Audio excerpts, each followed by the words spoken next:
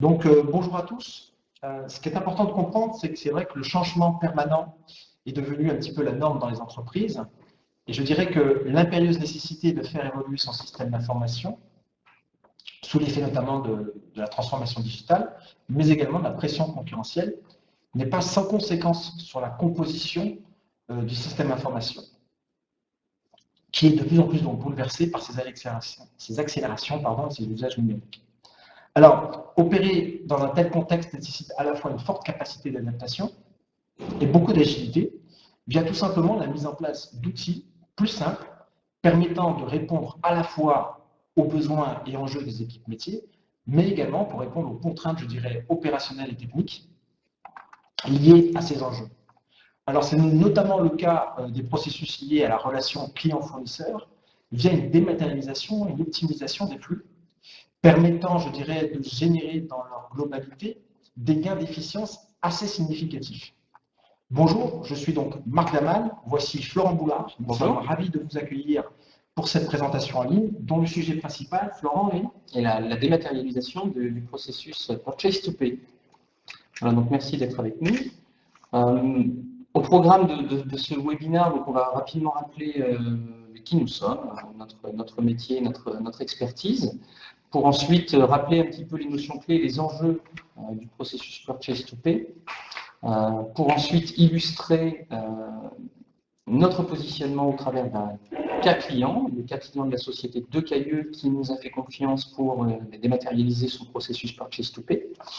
Et puis on enchaînera sur une petite démonstration où vous puissiez visualiser notre solution dans le contexte Purchase to Pay, afin de visualiser les interactions avec les utilisateurs et les interactions que nous sommes capables d'exploiter aussi avec SAP. Et puis on terminera donc ce webinaire par une traditionnelle session de questions-réponses. Exactement. Voilà. Donc tout d'abord, qui sommes-nous? Alors justement, qui sommes-nous, opérateurs de dématérialisation? Comme c'est un peu indiqué dans le titre, nous sommes une entreprise française basée dans le sud de la France, du côté de Nîmes.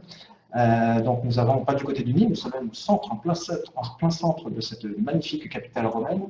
Nous avons 7 bureaux à travers le monde, comme vous pouvez le constater sur cette carte, et nous servons aujourd'hui les besoins et les enjeux d'à peu près 3000 clients, un peu plus de 3000 clients. On est sur la centaine de clients dans les environnements spécifiques tels que SAP à peu près. Et surtout, il y a un chiffre qui est assez intéressant, c'est qu'on voit qu'il y a la fidélité de rendez-vous, puisque plus de 12 ans en moyenne, c'est le temps de travail que les sociétés, le temps que les sociétés utilisent nos solutions, nos applications, à travers notre expertise et compétences techniques, qui est donc soutenue par 3 partenariats technologiques, je dirais. Le premier, Microsoft, où toutes nos applications sont destinées à être installées. Le second, c'est les environnements spécifiques à SAP, donc le sujet du jour. Et puis le troisième, c'est les environnements associés à IBM, qui sont un petit peu particuliers. Alors, au niveau de nos solutions, nous avons un portfolio qui est assez large. En tant qu'opérateur de dématérialisation, nous touchons vraiment un certain nombre de processus d'achat, de vente, mais également les processus logistiques à travers la création d'étiquettes, par exemple. Et puis, nous allons jusqu'à la validation, la signature, en passant par cette facturation électronique, que ce soit à travers des plateformes de facturation comme Chorus ou PayPal, néanmoins, en particulier utilisées avec les établissements de santé, mais aussi la création et la distribution. Oui, tout à fait. Ouais. Qui reste encore aujourd'hui notre cœur de métier, hein, en particulier avec SAP, d'offrir des solutions pour faciliter la gestion des formulaires, la gestion de la mise en forme de vos documents métiers. Voilà. Et après, sachant que les 4 solutions qui ont précédé sont là plutôt dans l'exploitation de cette création des documentaires. Tout à fait. Aujourd'hui, donc, processus achat-vente, on va plutôt se focaliser sur le Purchase to Pay. Donc sur l'automatisation de ce processus. Tout d'abord, on peut rappeler rapidement ce qu'il représente. C'est le Purchase to Pay aujourd'hui, mais il regroupe l'ensemble des mécanismes qui sont liés aux activités d'achat, depuis le passage d'une commande jusqu'au règlement de la facture associée. Et en passant aussi par le processus logistique, de réception en magasin, donc des processus supply chain. Et on sait qu'aujourd'hui, digitaliser ce processus, enfin, ces processus, ce cycle, représente un levier d'efficacité très important pour les entreprises, parce qu'il permet d'une part d'optimiser la gestion financière et puis aussi de renforcer la fonction supply chain dans l'entreprise. Encore aujourd'hui, pour beaucoup d'entreprises, le cycle purchase to pay est très complexe à gérer, aussi bien pour le service achat que pour la comptabilité fournisseur, parce que il y a encore beaucoup de tâches qui sont réalisées manuellement. Et non collaboratives d'ailleurs aussi. Et non collaboratives, qui sont à chaque fois des tâches qui sont relativement isolées, et donc la connexion entre chaque étape est aussi manuelle. Donc on peut lister aujourd'hui qu'il y a 5 obstacles qui freinent l'efficacité d'un processus purchase to pay, en commençant par la lenteur des traitements, aussi bien des demandes d'achat que des factures fournisseurs. Ce sont des procédures qui, lorsqu'elles sont manuelles, l'acheminement, le traitement, l'approbation est à chaque fois manuel, et donc ça ralentit considérablement le cycle purchase to pay. Donc ça peut avoir un impact sur l'obtention de remise, pour paiement anticipé par exemple, ça peut entraîner des pénalités de retard si la facture met du temps à être approuvée, donc à être payée, mais c'est surtout le point d'ancrage, c'est la relation que vous avez avec vos fournisseurs. La qualité de cette relation doit être la meilleure possible. Voilà, pour avoir une relation gagnant-gagnante, comme on dit. Oui, tout à fait. Ensuite, deuxième frein, c'est le risque d'erreur. On le sait aujourd'hui d'expérience, c'est que toutes les tâches qui sont liées à des traitements papier, qui sont liées à des traitements manuels, à une saisie manuelle de données, c'est par nature source d'erreur.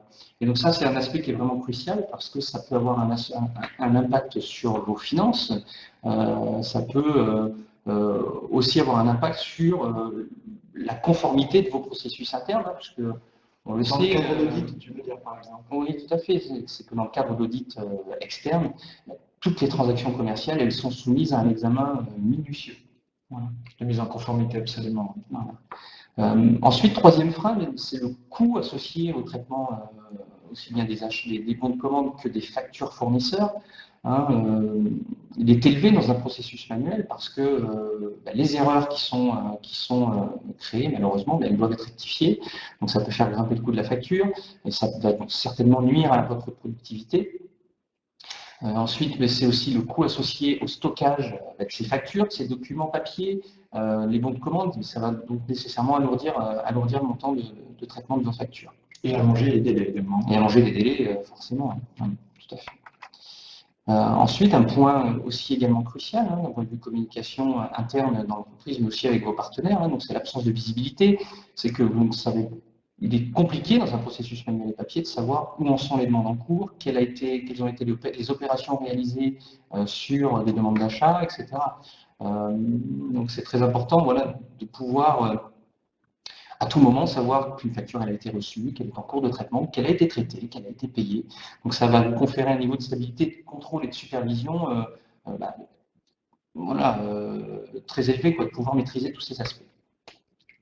Ensuite, le dernier point, c'est la récupération des données qui est souvent difficile. Le fait d'avoir des politiques d'archivage qui soient papier, manuel, ça va conférer une complexité dans la récupération des informations, la récupération des bons de commande, la récupération des factures, etc. Voilà, et tout cela, effectivement, va permettre, comme on l'a dit en introduction, de générer des gains d'efficience assez significatifs par rapport à ces enjeux. Tout à fait. Justement, donc au niveau des objectifs. Et nous, notre objectif, c'est donc de positionner notre solution, la solution de Simtrax, qui s'appelle Concleo Suite, qui va vous permettre de dématérialiser, étape par étape, votre cycle purchase to pay.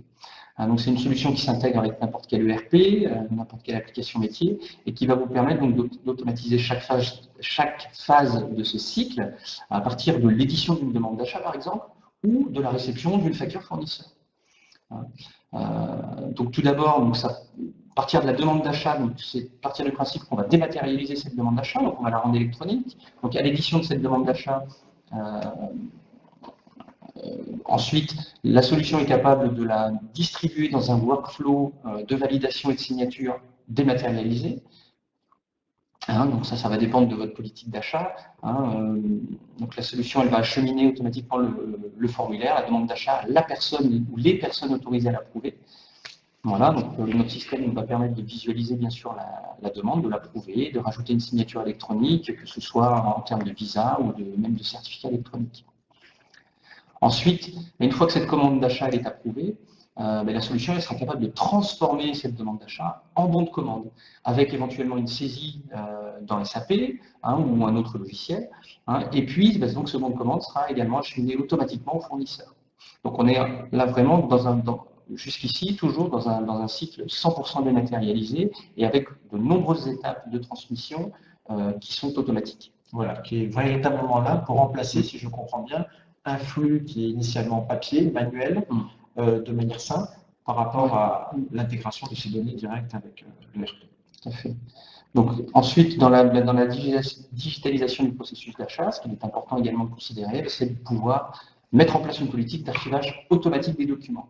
Donc pour s'assurer une pleine maîtrise et aussi une souplesse dans les documents qui sont archivés.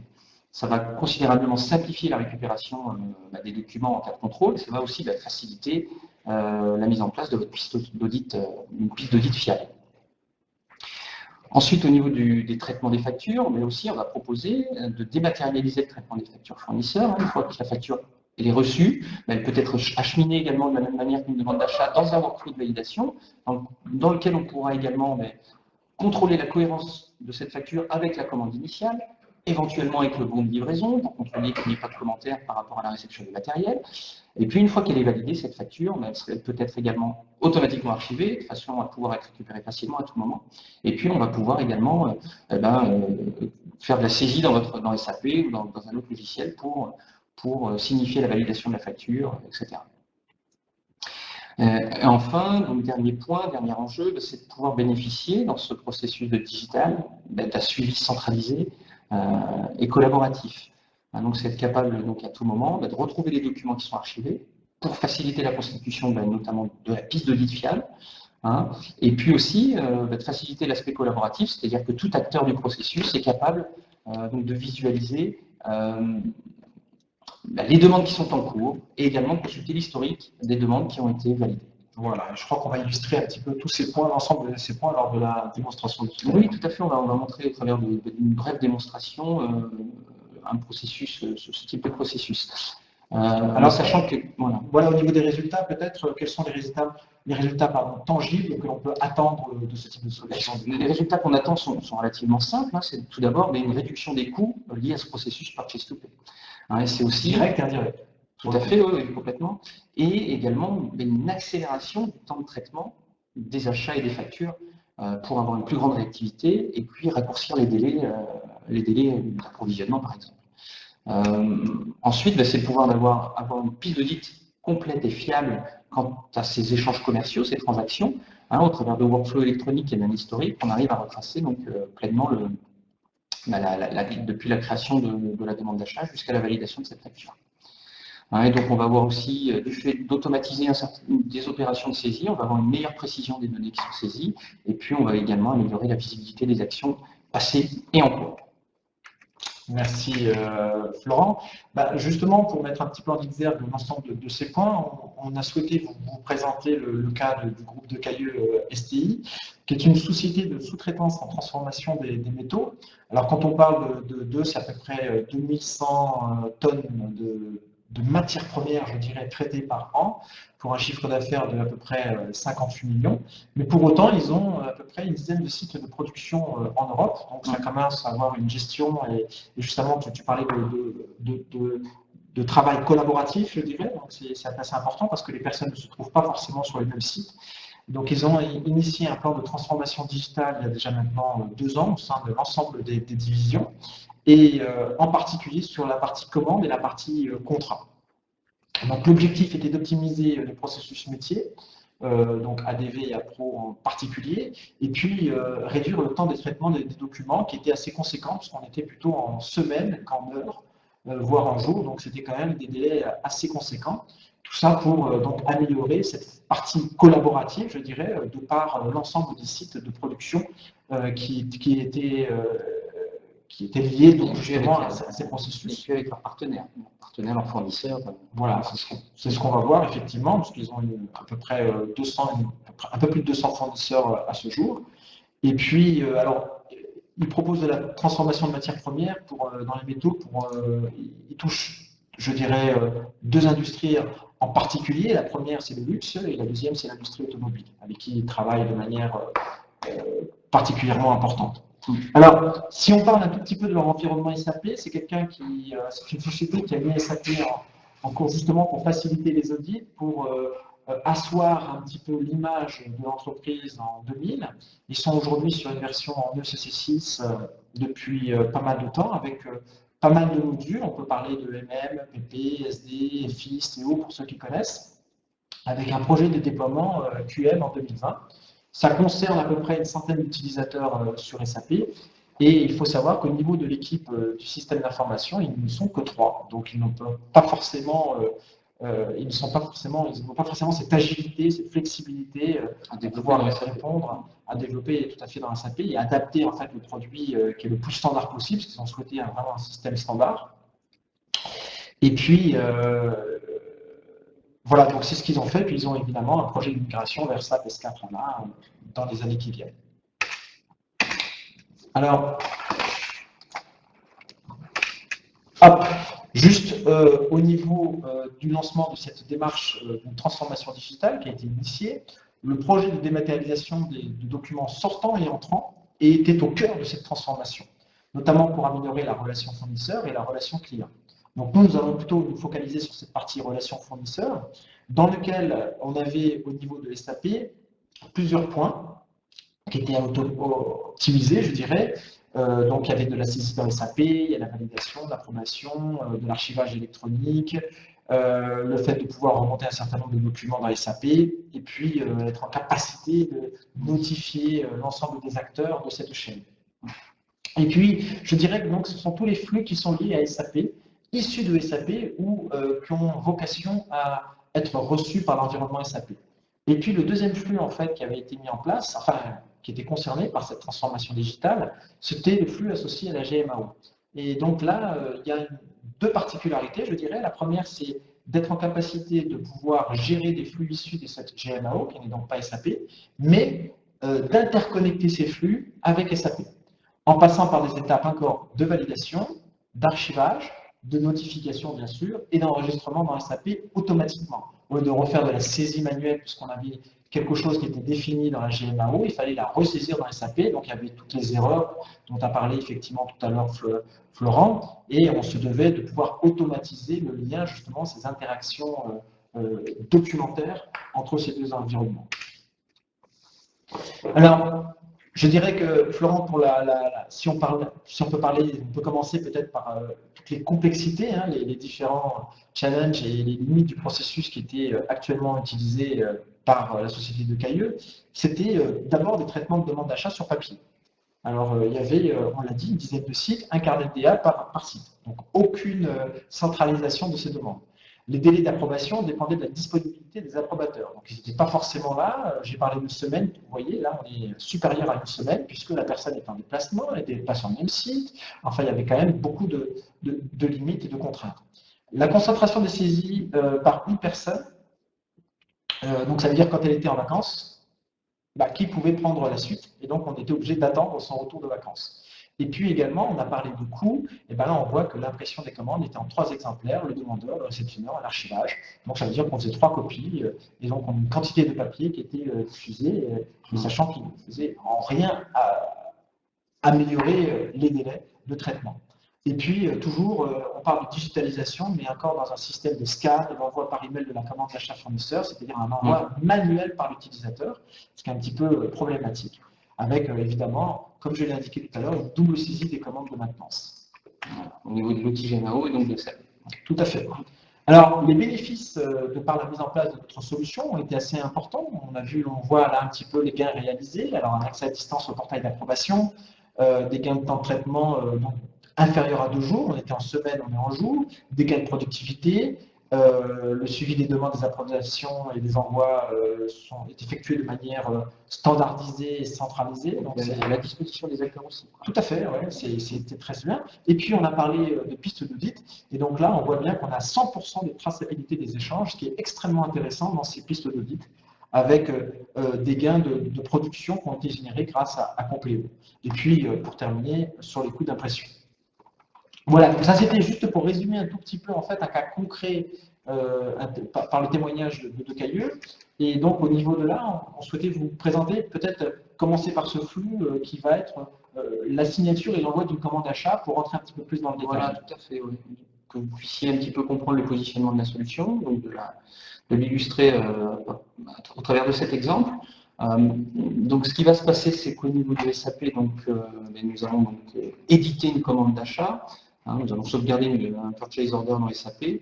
À ce moment-là, ça va déclencher l'envoi d'une information à Compléo, notre solution, donc, qui est connectée avec l'environnement SAP, et qui va, à partir de cette information, constituer ce bon de commande, le mettre en forme, ajouter les conditions générales d'achat, et puis également donc l'envoyer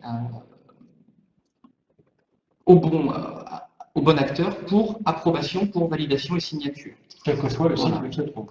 Voilà, on va être capable également de mettre, ça c'est la partie vraiment fonctionnalité, on va être capable de paramétrer des zones d'édition dans notre document pour permettre donc, à l'acteur validant de saisir un commentaire, de remonter des informations dans SAP. Une fois qu'il a validé le bon de commande, donc le bon de commande sera automatiquement archivé avec un certificat électronique, un eurodatage, de manière à constituer un archivage à valeur probante. Et puis donc ce document, une fois qu'il est archivé, on va réaliser deux actions automatiques. On va remonter le lien vers le document dans SAP, qu'il soit donc accessible depuis l'interface SAP, depuis la transaction, depuis le purchase order dans SAP, qu'on puisse visualiser le document qui a été envoyé au fournisseur. Et puis de l'autre côté, donc, il va être envoyé par mail au fournisseur au travers d'un lien et non pas d'une pièce jointe. Donc ça, c'est important également, parce que ça nous permet de faire des économies au niveau des bandes passantes, au niveau du stockage du serveur mail, et puis aussi, ça nous permet de monitorer éventuellement la consultation du document par le fournisseur. Oui, savoir pas uniquement s'il a reçu l'email, c'est-à-dire essayer de savoir s'il a ouvert en fait, le document. Pour d'une part, savoir s'il a bien reçu le mail, et puis d'autre part, s'il a donc cliqué sur le lien, s'il a donc pu visualiser le document. Ce qui permet évidemment éventuellement d'effectuer des relances. Exactement. Le cas échéant. Ouais. Donc là, en fait, donc, je suis donc dans SAP. Je vais aller dans ma transaction le 22e pour ceux qui connaissent, et je vais donc modifier mon commentaire. C'est un commentaire libre ici, qui sera donc rapporté dans le document. Je vais donc sauvegarder mon purchase order, et à ce moment-là, donc, on s'est paramétré de telle sorte à ce que l'information soit envoyée à Compléo.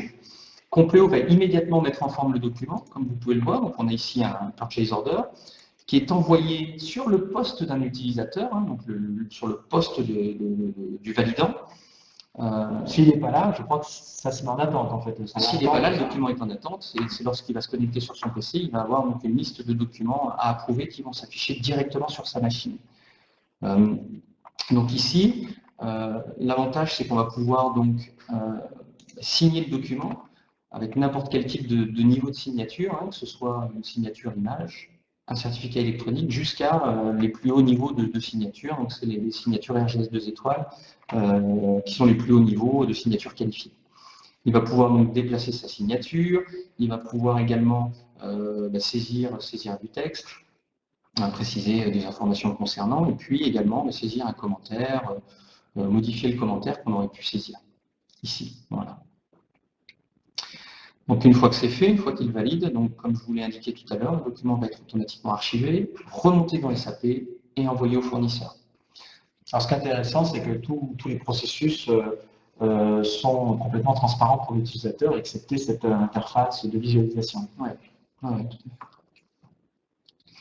Donc là, je retourne dans SAP, je vais donc aller regarder au niveau de mon attachment list. Je vois que j'ai donc un document qui a été remonté dans SAP et immédiatement, il est accessible par l'utilisateur interne. Voilà. Donc c'est mon purchase order qui est signé électroniquement, signé par Visa. Enfin, là, on a mis un petit peu toutes les possibilités. Voilà.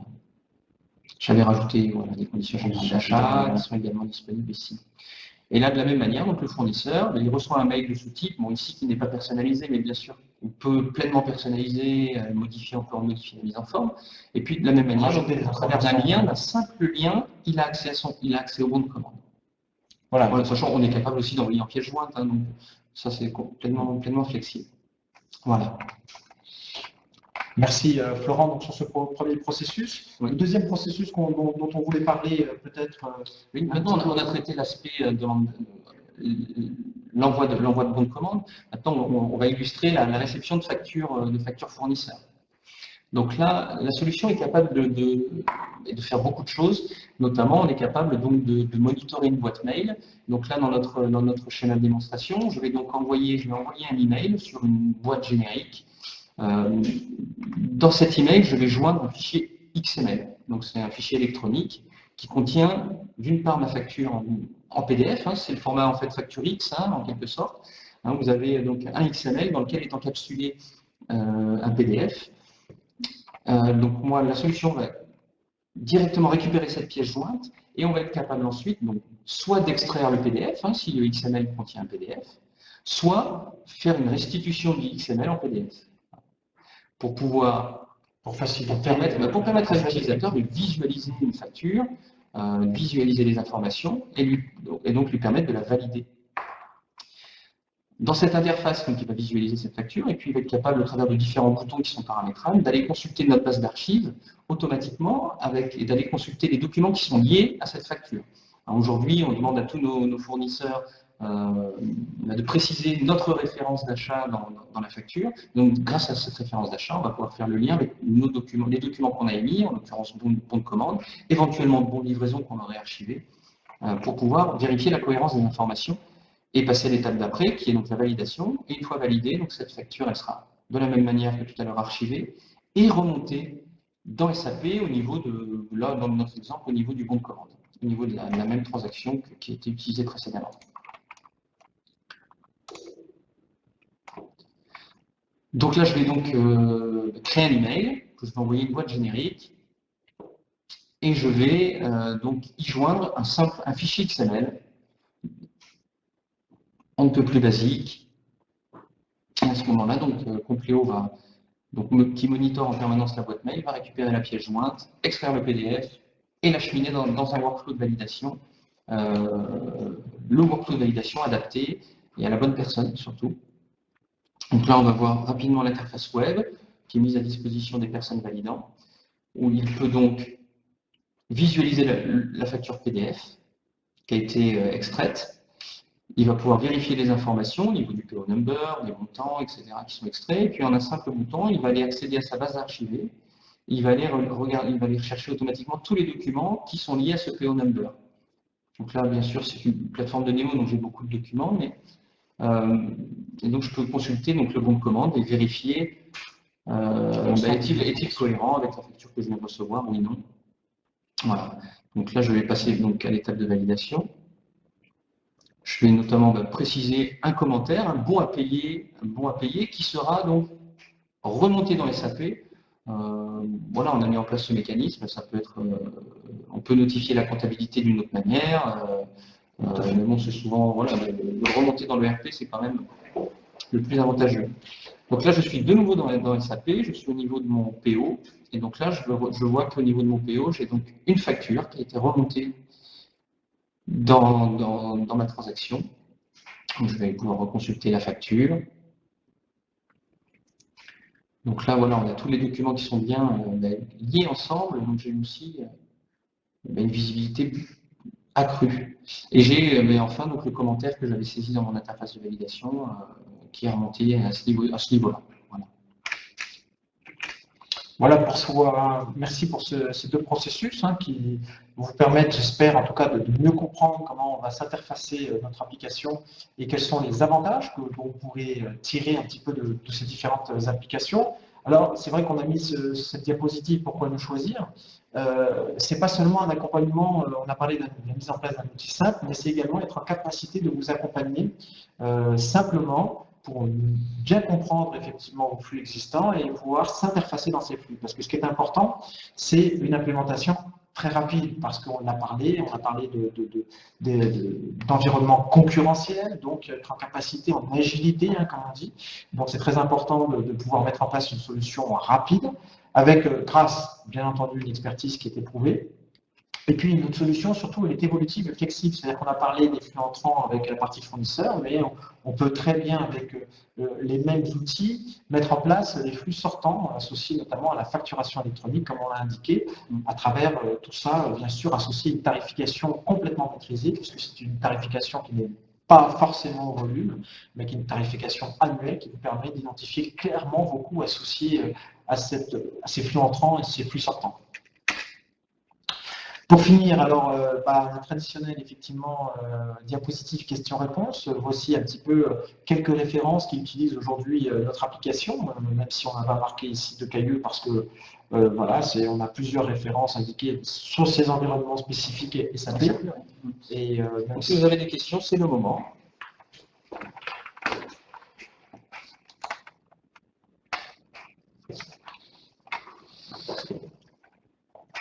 Voilà, donc les questions, qu'elles soient associées, en fait, je dirais, au processus présenté ou à d'autres processus, hein, en termes de digitalisation de vos processus documentaires. Je crois ça fait déjà 32 minutes que nous sommes sur la présentation, donc au niveau des questions, on essaiera de revenir vers vous de toute façon pour répondre à vos différentes questions. Mais le cas échéant, on va vous souhaiter donc une excellente, très bonne journée. Ouais, une très bonne journée. Nous avons, vous pouvez retrouver l'ensemble de nos conférences en ligne sur la plateforme Webikeo.